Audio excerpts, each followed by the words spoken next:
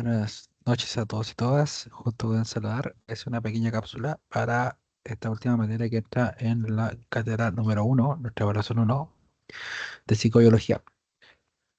Vamos a ver algunos elementos de evolución y de las posturas y corrientes que existieron en cuanto a la creación de la vida y evolución. Vamos a partir comentando de que en primera instancia, en el siglo XVIII, existía una corriente que se llamaba creacionismo. El creacionismo, también llamado psiquismo creacionista, simplemente plantea que todos los seres vivos conocidos fueron creados así, tal cual, no hubo evolución.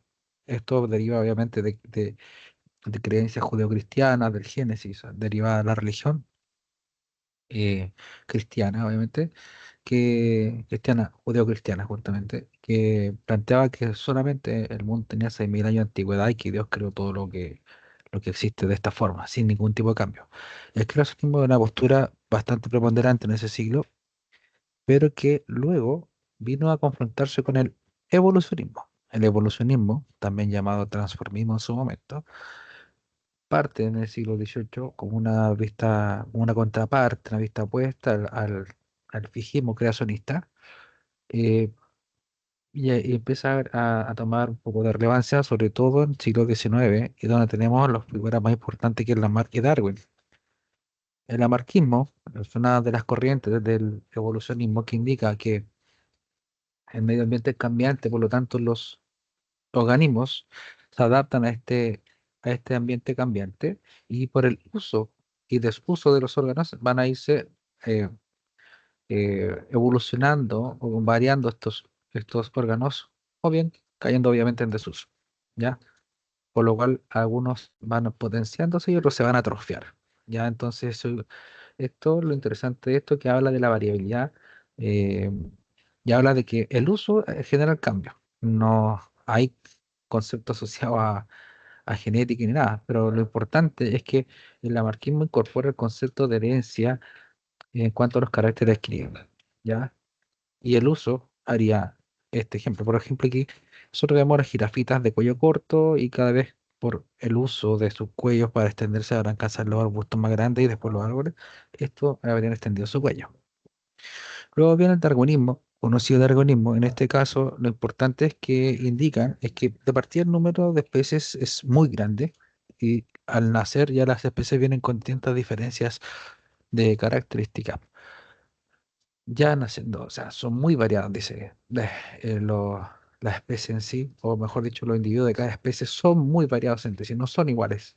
Sí existe variabilidad, ya es un concepto que incorpora entonces el darwinismo, pero él indica que esto se da más que nada, esto no indica un concepto más allá de la variabilidad con la que nacen y que van a ir disputando los recursos que son escasos, ya, o sea, alimentos, espacios, son bien limitados. Y entonces esta variabilidad, que es lo primero que se plantea, eh, va a generar en algunos casos una ventaja competitiva entre individuos y por lo tanto el entorno va a incidir en lo que es la selección natural, la sobrevivencia o supervivencia de los más adaptados y que los descendientes van a heredar sus caracteres. Por eso Darwin dice que, por ejemplo, si lo llevamos al ejemplo de las jirafas nacerían con cuellos largos, cortos, medianos. Y de a poco las jirafas de cuello corto van a dejar de existir porque no va a poder competir contra el resto de cuellos más largos y cada vez los de cuello más largos van a ser más y más abundantes y van a prevalecer sobre el resto porque tienen una ventaja competitiva, es decir, selección natural gracias a esta variabilidad.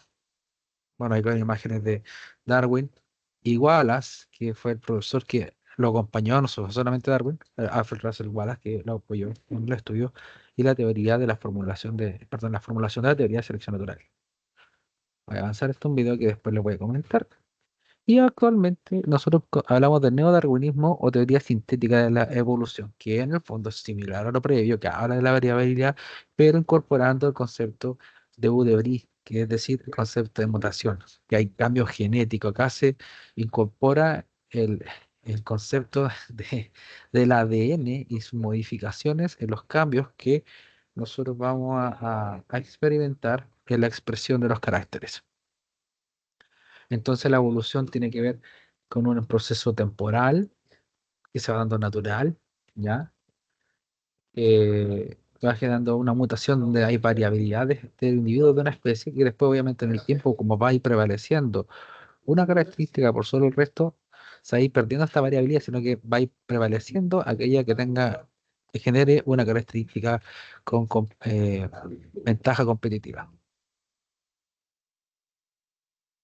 Entonces, asociado a esto, vemos que hay mutaciones que se están produciendo al azar, recordar, y genera variabilidad en la misma especie. Y sobre esta variabilidad genética se va a ir dando la selección natural, que en el fondo como el contexto, el ambiente, el entorno, depredadores, etcétera, van haciendo variar, ¿cierto? Y van, perdón, no haciendo variar, sino generando la prevalencia de una característica sobre otra, de unos individuos sobre otros, de acuerdo a sus características.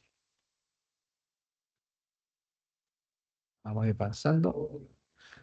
La evolución tiene distintas pruebas. Por ejemplo, pruebas paleontológicas que indican, por ejemplo, asociadas a los descubrimientos de los distintos cráneos, que son muy similares, aunque van variando con ciertas características.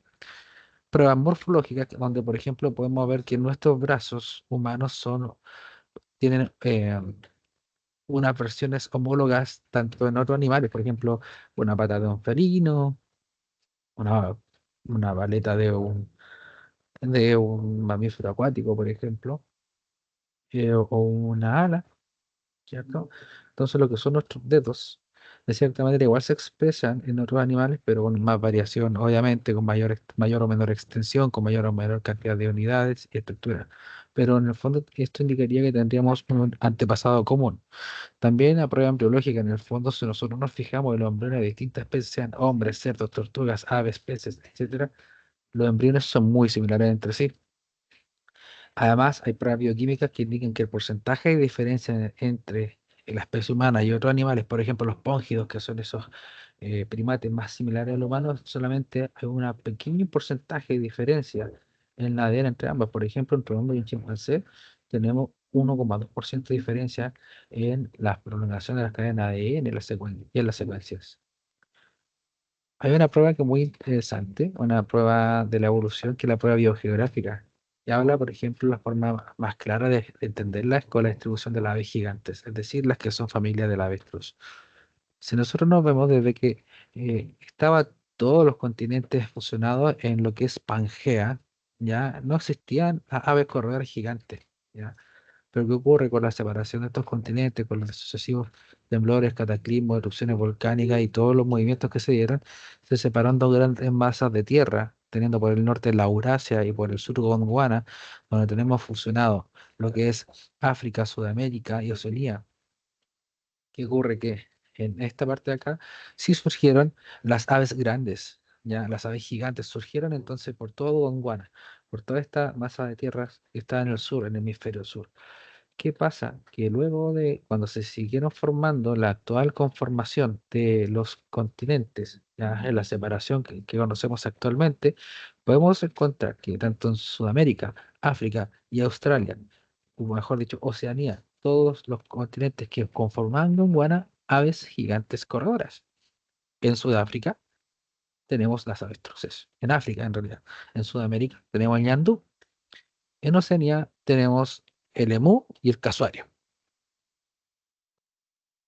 Obviamente son similares porque son grandes, son gigantes, pero tienen distintos elementos que obviamente mutaciones que le hicieron adquirir distintos caracteres asociados a un contexto, ¿cierto?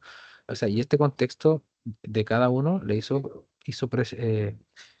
prevalecer una característica por sobre otra, de acuerdo a las ventajas comparativas que ya hemos ido conversando. Sale el otro video.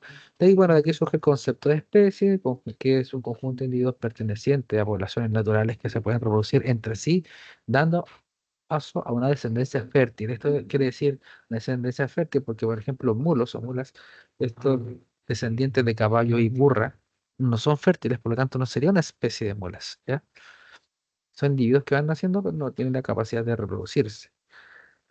Y en este caso, obviamente, lo importante es que estas nuevas especies se van a ir dando por las características genéticas que se van a ir dando durante el proceso de evolución. Y además, estos grupos de nuevos individuos se van aislando y de acuerdo a las condiciones de un ambiente van a ir prevaleciendo nuevas, formando poblaciones de nuevas especies. Vamos a saltar esto, clasificación de la especie humana como organismo animal, hay distintos elementos que considerar. La clasificación taxonómica habla de tipo, subtipo, clase, subclase, orden, suborden, familia, género y especie. En realidad, acá lo pueden ver, nosotros somos cordados, cordón final, somos vertebrados, somos mamíferos, placentados, del orden de los primates, antropoideos, homínidos, género Homo, especie Homo sapiens. Esta es la clasificación de la taxonomía que nos representa a nosotros. Por la última materia de esta presentación es lo que tiene que ir con orden de primates. Interesante porque nosotros como primates primero, antes de minimizarnos, tuvimos unos cambios bien importantes. Primero, las órbitas oculares están dirigidas hacia adelante, lo que nos permite tener una visión estereoscópica en 3D, ¿ya? Además, una gran diferencia respecto a todas las otras especies que tenemos nuestro antebrazo y con la capacidad de supinar, es decir, toda la capacidad perdón, de girar una estructura ósea, sobre todo en el codo, que nos permite generar movimiento para poner hacia arriba y hacia abajo el antebrazo, lo cual nos permite ir trepando y permitió que entonces que los primates treparan árboles y pudieran resguardarse de los depredadores y alcanzar los recursos que nadie más alcanzaba, que eran los frutos de los árboles. Lo otro, dedo pulgar oponible, en las cuatro extremidades, a excepción de nosotros los humanos, que también le permitió colgarse, trepar y permitió además utilizar utensilios.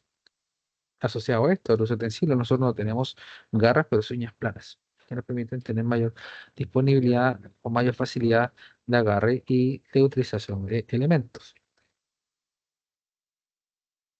¿Y por qué los primates empezaron a surgir en gran medida? Primero, porque tuvieron la capacidad de vivir en estas grandes masas arbóreas que existían y que ya hace 60 millones de años empezó a dar, sobre todo prevaleciendo hace unos 20 millones aproximadamente. Además, entonces se da coincidentemente con la extinción de las grandes especies reptiles.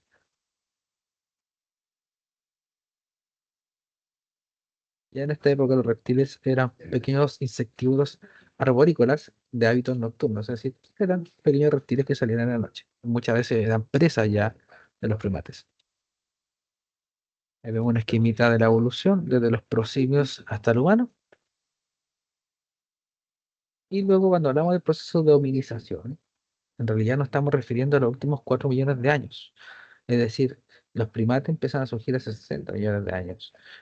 Son muy abundantes. Después, 20 millones de años atrás, empiezan a prevalecer en cantidad y todo. Y luego viene el proceso de hominización. Y aquí hay que ver distintos elementos que, antes de hablar de cada tipo, sino que es importante recordar que uno de los grandes enemigos de los primates y de los árboles en realidad, el surgimiento del pasto. Que uno no lo crea, el pasto, la hierba en el piso, empezó a competir con los recursos de los árboles, lo cual provocó que estas grandes masas arbóreas se comenzaran a dividir y ahora no era un núcleo concentrado gigantesco de grandes cantidades de kilómetros con árboles, sino que ahora se empezaron a separar. Eso provocó que al acabarse los recursos o el espacio, ¿cierto? Los primates se tenían que empezar a bajar y en el pasto, uno, se escondían los depredadores, ¿ya? Entonces, ¿qué ocurre? Que hizo que se organizaran y tuvieron que empezar a migrar. Entonces, eso, de cierta manera, si bien significó, entre comillas, un prejuicio en ese momento, obligó a que comenzaran las primeras organizaciones, ¿ya? A ponerse a reunir para migrar. Hay ciertos indicios de proceso de hominización ya hace mucho tiempo, ya sobre todo en lo que es eh, África. Ya, por ejemplo, en el Hadar, en Etiopía, se han encontrado huesos que datan de entre 3 a 3,6 millones de años. También en Tanzania se han descubierto, por ejemplo, huellas de una pareja de homínidos que después quedaron fosilizadas gracias a la lava volcánica. Ya, entonces, todo indicaría que estos son los recuentos más antiguos que se han podido hacer de restos humanos, no, perdón, no humanos, homínidos, que son nuestros antepasados. La aminización es importante, porque acá cuando empezamos a adquirir las características humanos propiamente tal. Es un proceso evolutivo que se inicia hace 4 millones de años y que ha llevado a la aparición de nuestra especie. Este proceso se va a caracterizar por el conjunto de cambios anatómicos psicoculturales. Dentro de los cambios anatómicos tenemos, por ejemplo, adquisición de la marcha bípeda. Primero, esto genera que se liberen las extremidades anteriores, teniéndolas disponibles para poder utilizar utensilios. Además, se consume menos energía que en la marcha cuadrúpeda. Por otra parte, el volumen craneal comienza a aumentar. Por lo tanto, mayor volumen del encéfalo, mayor capacidad de cognición, disminución del prognatismo, es decir, esta mandíbula saliente, y los arcos ciliares, es decir, la parte de las cejas, ¿cierto? Empieza a ser más plana. Cambios psíquicos que son muy importantes, sobre todo asociados al uso de instrumentos, al contacto con otras cosas, al descubrimiento, al dominar cosas, a la organización en grupos, que tenemos la racionalidad, la inteligencia, la capacidad de abstracción, el lenguaje, que es una de las habilidades cognitivas superiores que la tenemos exclusivamente los humanos, más allá de que los animales puedan emitir algunos ruidos para comunicarse, el lenguaje como tal es propio del humano, y el control de las conductas instintivas, el control del impulso que se fue dando con el tiempo. Esto asociado también y sumado a una evolución cultural que se fue dando en este proceso de evolución cultural, principalmente en los últimos 40.000, 35.000 años, donde se han mostrado que han habido manifestaciones de construcción de útiles y herramientas asociadas al arte y a manifestaciones místicas. Cuando hablamos de los homínidos propiamente tal, el más antiguo descubierto es el Australopithecus, que vivía en África, era muy pequeño. Ya se habrían extinguido hace uno como 1 millón de años. Su capacidad craneal era muy reducida en 450 centímetros cúbicos y prácticamente no tenían frente. Decían, casi no tenían desarrollo el hueso frontal y por lo tanto el lóbulo prefrontal. Eran más bípedos, pero no eran erguidos. Medían máximo hasta 1,5 y no tenían técnicas de caza, simplemente comían lo que podían captar. Ya, lo que podían captar sean frutas, hierbas. Podían, a veces igual podían comer carne, pero lo que encontraban muerto y no cazaban. Luego viene el Homo habilis. Apareció hace 2,5 millones de años, se extinguió hace 1,6 millones de años aproximadamente, y acá ya tenemos un cráneo más grande respecto al Australopithecus. Acá tenemos un cráneo de 750 centímetros cúbicos y ya comida erguido, bípedo y erguido. Ya puede llegar a medir hasta 1,80 en estatura. Y es cazador porque ya tiene la capacidad de emplear útiles, es decir, huesos, palos, lascas, que son piedras grandes y planas, y cantos, los bordes, ¿cierto? De las piedras y palos, de manera habitual. Entonces, con esto permitía, por ejemplo, golpear, romper, machacar cosas. Habitaba en África también, sobre todo hablando de la zona sureste de África. El Homo erectus, que apareció hace 1,8 millones y se perdió hace 0,2 millones de años. Ese quiere decir que un hombre mucho más moderno, que obviamente ya camina muy erguido y que tiene un gran salto evolutivo en respecto al otro. Tiene una capacidad craneal mucho mayor de 1 litro, 1.000 centímetros cúbicos. Es cazador, empieza con técnicas de caza, emplea las que los cantos para cazar, talla la piedra y domina el fuego, que es muy importante porque el fuego significó un salto evolutivo gigantesco con el hecho de que poder tener luz en la noche, poder tener calor, ¿cierto? Ante las bajas temperaturas, poder defenderse y poder cocinar los alimentos. Habitaba ya en África, Asia y Europa. Después vamos a mencionar el trayecto que dicen seguido, que habrían seguido, ¿cierto? Las especies homínidas. Después viene el nombre neandertalensis, o hombre neandertal, que aparece hace unos 200.000 años y se extinguió hace unos 35.000 años. Capacidad craneal de 1,5 centímetros cúbicos, incluso mayor que la del hombre actual. Una estatura baja de 1,55 milímetros, que tiene la capacidad de fabricar cuchillos, puntas de flechas. Practica ya entrenamientos rituales de ya se empiezan a ver manifestaciones culturales de cierta manera. Habita en África, Asia y Europa también. Se extingue con la llegada de los Micromañón, ¿no? El Homo sapiens. Por lo cual se indica que incluso el Homo sapiens fue causal de su extinción. ¿Ya? ¿Qué es el hombre actual, el Homo sapiens o el hombre de Cromañón? 150.000 años aproximadamente aparece en África y después difundió obviamente en todo el mundo.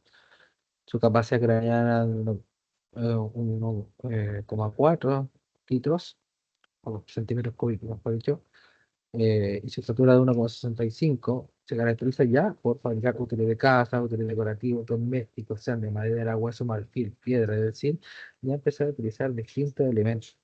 Tiene un sentido artístico, porque están descubiertos pinturas rupestres, eh, obviamente también hay elementos asociados a manifestaciones culturales con el tierra. Después han encontrado cosas asociadas probablemente asociadas a deidades y coexistió con hombres neandertal. De hecho, por ahí se postula que probablemente fueron el causante de la extinción del neandertal. También, por si acaso, utilizan ropajes. Neandertal igual, Neandertal y Sapiens utilizan ropajes para cubrirse todo. Acá, bueno, en resumen, con este cuadrito. Y esto es interesante porque habla de la ruta que sigue, de la zona de Sudáfrica, socialmente la zona sureste de África. De ahí se habían formado estos primates que después pasaron a ser homínidos e empezaron a migrar, obviamente por por todo el continente africano, pero en gran medida fueron migrando y muchos, no todos, pero muchos fueron migrando hacia el norte, llegaron a la península de Anatolia, lo que es actualmente Medio Oriente, y de ahí se dividieron en distintos grupos. Uno se fue a Asia, otros se fueron, perdón, a Europa, unos se fueron a Europa, otros se fueron hacia Asia, luego hacia lo que es Eurasia, que esta zona donde está aproximadamente en la actualidad Rusia. Luego pasaron hacia Asia, hacia Oceanía, ¿ya? Y las migraciones de la humanidad moderna, entonces, indica que, por ejemplo, el continente americano, lo más probable es que se hubiese generado por migraciones que desde el norte de Eurasia, de lo que sería la actual Rusia, por el estrecho de Bering hacia Norteamérica. Aunque también últimamente han surgido ciertas posturas que indican que podríamos haber tenido algunos, algunos polinésicos, es decir, oceánicos en Sudamérica. Principalmente se caracterizaría, se podría fundar por los ciertos rasgos similares entre indígenas sudamericanos, precolombinos y la gente de la Polinesia. Y entonces la evolución humana, el bipedismo, o sea, caminar en dos piernas, el uso de las primeras herramientas, el control del fuego. Después vamos a los primeros enterramientos que implican manifestaciones culturales, religiosas y las manifestaciones artísticas. Recomendación, Historia del Mundo en 2 horas, un video muy bueno de History Channel. Acá con otro resumen que explica la evolución del humano aproximadamente 5, 4 millones de años, 5 millones de años aproximadamente, del bipedismo, utilización de los primeros útiles de piedra, expansión de la capacidad craneal, indicios de domesticación incluso y consumo de carne.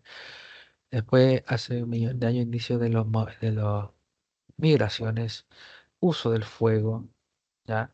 Avance en la utilización de utensilios, ¿ya? Empezamos a perfeccionar los utensilios.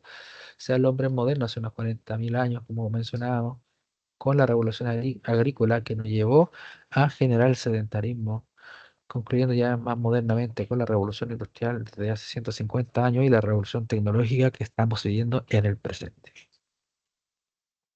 Eso por una parte, y luego la psicología evolucionista, que yo lo voy a pasar muy rápido, me voy a ir simplemente a los principios de la psicología evolucionista. Esta parte está basada en artículos de una introducción a la psicología evolucionista de John Dewey y Lea Cosmides. Estos dos autores, junto a Jerome Barco, el tercer autor, hace una publicación que se llama La mente adaptada, psicología evolucionista y evolucionaria, ¿verdad? Y la generación de cultura. De ellos tratan de utilizar los principios de Darwin en, en estos postulados, ¿ya? Ojo, que no es es una forma de, mejor dicho, una aproximación a la psicología. Es un área de estudio, un tipo de razonamiento distinto, es un modo de pensar la psicología en distintas cosas dentro de ella. Y aquí yo me voy a ir rápido, porque a mí lo que me interesa es que veamos cómo estos principios plantean que nuestra mente es como una especie, una teoría más bien cibernética asociada a la analogía de que es un computador, una procesadora de información diseñada a través de la selección natural. Y se ha ido dando, obviamente, gracias a la capacidad de resolver los problemas de adaptación o adaptativos que hemos tenido durante todo nuestro desarrollo filogenético. Voy a avanzar rápido y me voy directamente a los principios básicos de la psicología evolucionista, que es lo que me interesa.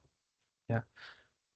La psicología evolucionista y los psicólogos evolucionistas han planteado 5 principios básicos, extraídos de la biología principalmente, que pueden utilizarse para comprender la mente humana de un punto de vista bastante particular. Primero, el cerebro es un sistema físico que funciona como un ordenador, como un computador. Sus circuitos están diseñados para generar un comportamiento adecuado a las circunstancias mentales. Eso quiere decir que nuestro sistema nervioso está conformado por una serie de conexiones, de señales químicas, señales físicas, centradas en la información que nos otorgan las células y los receptores, por ejemplo, y los generados por las neuronas. Esto va a generar un movimiento. Este movimiento, esta activación a través de las motoneuronas, genera una conducta. Entonces, nosotros decimos que los circuitos del cerebro están diseñados para generar un movimiento, una conducta en relación a la información que podemos rescatar de nuestro entorno. Segundo principio, nuestros circuitos neurales fueron diseñados por selección natural, o sea, un proceso evolutivo largo, y así pudimos resolver problemas que para nosotros pueden no significar nada, pero para nuestros antepasados sí significaron algo de interés. Entonces, estos problemas que nuestros ancestros se fueron enfrentados. Ya, por ejemplo, nosotros ahora tenemos una conducta adecuada en nuestro ambiente. Quizás no significa mucho, pero en su momento sí significó algo. ¿Ya? Y puede ser que los desafíos de ahora en el futuro tampoco lo sean. Y el ejemplo clásico acá es cómo nosotros consideramos como humanos las heces y las moscas, como la consideran. Por ejemplo, las moscas para ellas las heces es un lugar de vida porque ahí ponen sus huevos, se pueden alimentar, etcétera. Pero nosotros actualmente, desde que nacemos, por nuestros padres y nuestros abuelos, nuestros bisabuelos, nuestros antepasados directos, sabemos que las heces significan algo repu- repugnante, que genera asco, que genera repulsión, ya porque se asocia a malos olores, se asocia a enfermedades, se asocia a falta de higiene, entre comillas, envenenamiento. Pero en algún punto nuestros antepasados no sabían eso. Entonces probablemente tuvieron que vivir con el tema de las heces cerca, probablemente se dieron cuenta que los enfermaban, se dieron cuenta que generaba intoxicación, problemas a los alimentos, pudredumbre, etcétera. Entonces, en algún momento fue un problema. Ahora nosotros entendemos que es algo malo, pero nuestros antepasados tuvieron que pasar por un proceso de adaptación para entender que era algo que era dañino. Principio 3, la conciencia es solo la punta del iceberg. La mayor parte de lo que ocurre en su mente es invisible para usted. Como resultado de ello, su experiencia consciente puede engañarle, haciéndole creer que nuestra circuitería es más simple de lo que realmente es. La mayoría de los problemas que usted experimenta como fáciles de resolver son muy difíciles de resolver y requieren una circuitería neural muy complicada. Esto quiere decir que nosotros solamente somos conscientes de una pequeña parte de las funciones de nuestro cerebro. Nuestra mente, de hecho, solamente representa un 5% de todas las funciones que ocurren en nuestro cerebro. El 95% que es desconocido. Por eso plantear un ejemplo, el cerebro es como un gobierno y uno, o sea, lo que somos conscientes es como el presidente. A nosotros nos llega la información de los ministros, los funcionarios del gobierno y tenemos que tomar decisiones. Pero ¿de dónde se obtuvo esa información? ¿Qué dio paso a esa información? Todas las conjeturas, comunicaciones antes de la información, que la información nos llegara, eso no sabemos cómo llegó. Simplemente nos llegó y somos conscientes de una pequeña parte. El principio 4, los circuitos neurales diferentes están especializados en la resolución de problemas adaptativos diferentes. Es decir, que nuestras células neurales en este caso, y nuestras células del sistema nervioso se fueron especializando en distintas formas de procesar información. Por ejemplo, para procesar información visual, auditiva, olfativa, etcétera. Ya generan movimiento. Ya podemos detectar cambios en la presión, texturas, calor, dolor. Ya, entonces son distintas las células que todas las células pueden generar distintos cambios, pero no participan en estas funciones, sino tienen su área especializada, así como por ejemplo hay partes de nuestro cerebro que procesan el placer, otra procesa la atracción, otra genera el, o controla la conducta social, por ejemplo, la memoria, etcétera. Por último, el principio 5, nuestros cráneos modernos albergan una mente de piedra. Ya, este es interesante porque ayuda a explicar la conducta, no es suficiente para explicar toda la conducta moderna, pero sí nos ayuda a entender algunas cosas, a darle un poquito de sentido, ¿ya? Porque nosotros, nuestro desarrollo filogenético como humanos, hemos entendido ciertas cosas, recordemos, por selección natural, que se ha ido puliendo, se ha ido perfeccionando en el tiempo. Y nosotros entendemos que dentro de las emociones, la más antigua sería el miedo. Generaba la reacción de lucha o huida. Entonces, ¿qué ocurre? Por ejemplo, nosotros si nos vemos enfrentados de repente a un animal grande, con colmillos grandes, con garras, que nos amenaza, nos ladra, por ejemplo, un perro o un tigre, nos genera mucho más miedo que a veces conducir un auto a mucha velocidad, a pesar de que pueden ser potencialmente igual de peligrosos. Pero nuestros antepasados probablemente entendieron, y nosotros entendimos que los patrones de colmillos en punta son mucho más amenazantes que un auto, ¿ya? Así como, por ejemplo, este mismo animal, un animal salvaje o un animal de la selva nos va a dar mucho más miedo que un enchufe en mal estado, probablemente. ¿Ya? Y nosotros también, pues, si vemos a una persona agresiva que nos quiere agredir, quizás no nos va a dar tanto miedo como si fuera un grupo de más de una persona. Entonces, ahí vemos cómo hay ciertos elementos o patrones que nosotros ya entendemos, damos por hecho, pero para que esto pasara, un proceso, obviamente, evolutivo llevado por selección natural. La conclusión la van a tener en sus apuntes para que lean por su cuenta. Y eso ha sido todo por hoy, chiquillos, chiquillas. Voy a dejar de compartir, dejar de grabar. Espero que te sirva esta video cápsula para complementar el estudio de la evaluación que viene pronto. Espero que estén súper bien. Mando un abrazo a todas y todos y nos vemos en clases. Adiós.